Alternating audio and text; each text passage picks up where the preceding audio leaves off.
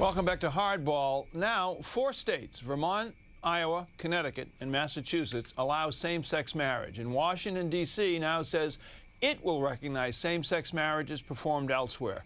Some on the right are not pleased. Maggie Gallagher is the president of the National Organization for Marriage, and Joe Solmonese is the president of the Human Rights Campaign.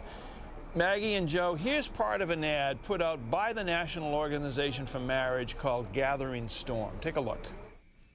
Some who advocate for same-sex marriage have taken the issue far beyond same-sex couples. They want to bring the issue into my life. My freedom will be taken away. I'm a California doctor who must choose between my faith and my job. I'm part of a New Jersey church group punished by the government because we can't support same-sex marriage. I'm a Massachusetts parent, helplessly watching public schools teach my son that gay marriage is okay. But some who advocate for same-sex marriage have not been content with same-sex couples living as they wish. Those advocates want to change the way I live.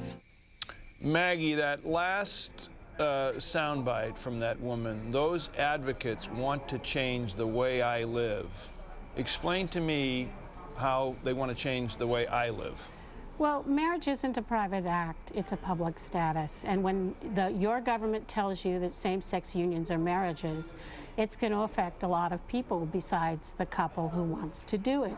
So public schools, when they teach about marriage, are going to teach that your views, they're going to teach your children and grandchildren that your views of marriage are discarded relics of ancient bigotry.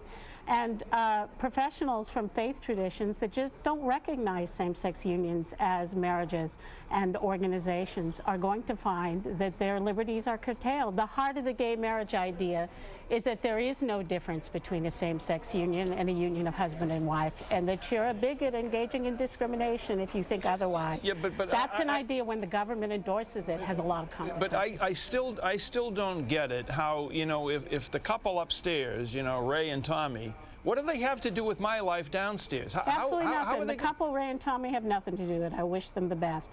This is about how the government is going to define marriage, and it's going to define it for all of us. Joe? Look, what we saw happen in the last week was really, we crossed a very important line here in the fight for marriage equality. In a heartland state like Iowa, they issued a very powerful and sweeping statement that our families and the circumstances of our lives are just like everyone else's, and we ought to be afforded the same protections and the same responsibilities as everyone else. And in the state of Vermont, the legislature not only voted for marriage, but voted to overturn the governor's veto. And what Maggie and her organization understand is that, you know, it's no longer palatable in this country or okay to be an outright bigot. That if you want to deny us these rights, you need to do it by lying and misrepresenting the facts. This is the way the gay marriage movement is operating. If you disagree with them, they call you a liar. Maggie, you know as well as I do that the people in those ads aren't even who they portray themselves to be. Wait a minute, I can't hear the both of you at the same time. The people in those ads are not even who they portray themselves to be. That's why on the bottom we say these are based on real incidents, and you can go to our website. And it would be laughable. It would be laughable if what they're saying was not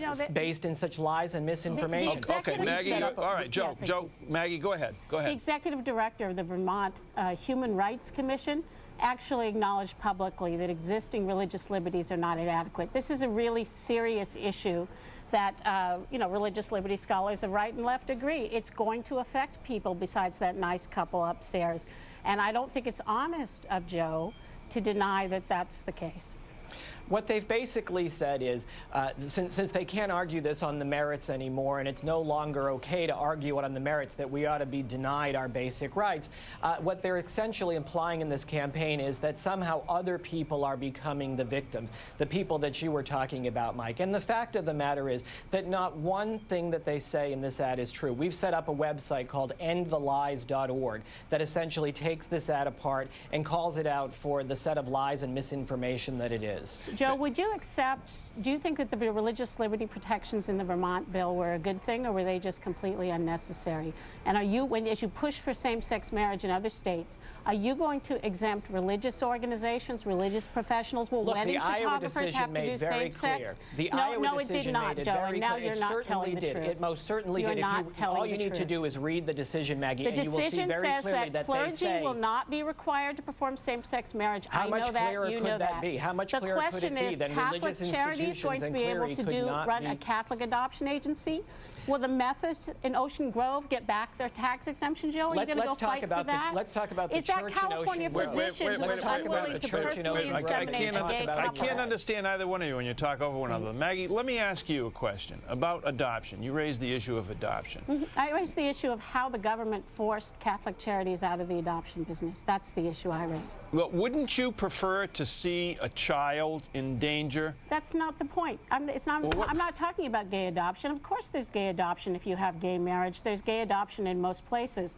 The question in Massachusetts is, could one single adoption agency run along its own religious tradition and not place children with a same-sex couple? And the government said, no, I don't care how many children you can help. If you're not going to treat same-sex unions just like other marriages, we're going to put you out of business. It's a felony to run an adoption agency without a license in Massachusetts, and they will not give you one unless you agree to place children with same-sex couples on just the same basis as with a union of husband and wife, and Joe supports that.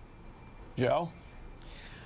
Mike, look, when religious organizations step into the public sphere, it should not be surprising to people that they are bound to adhere to the laws in the states that they are operating in. If you look at the issue that they talk about in the ad, the church in New Jersey that she says was punished because they wouldn't recognize marriage. The fact of the matter is they owned a building that they were renting out for event space. There's a non-discrimination law in the state of New Jersey that says if you're in the business of renting out buildings for event space, you've got to adhere to the laws in the state of New Jersey. That's actually the fact. No, it isn't the fact. I can tell you. No, I don't know it, Joe. Quit calling people liars when you disagree with them. It's just unkind. The reality is in Ocean Grove is there's a tax exemption in the New Jersey, which is specifically for people who let the public use their beachfront property.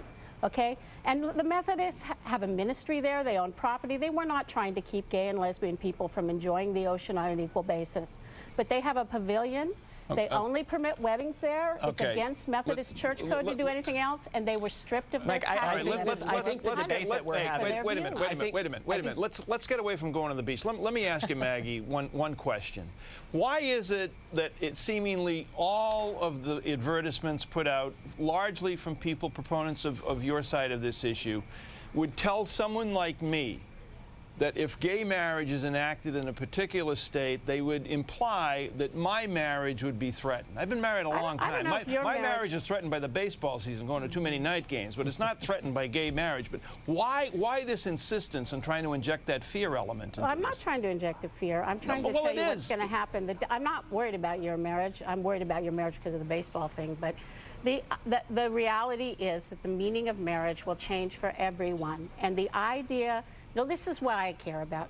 Marriage is the only institution we have that's about bringing together the two great halves of humanity, male and female, so that children can know and be known by and love and be loved by their own mother and father. And if the government moves to same-sex marriage, if the law teaches the next generation, there isn't anything unique about unions of husbands and wives. A lot of things are going to change for a lot of children. Maybe not for you and me, we're kind of old. Maybe everything will just go on the same. But marriage will change, and it will change for everyone in the state. Maggie Gallagher, thanks very much. Joe Solmonese, thanks very much. Up next.